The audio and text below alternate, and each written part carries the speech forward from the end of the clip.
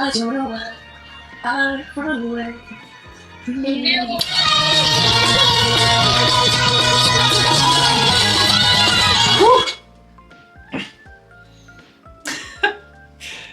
Оле хора, господи!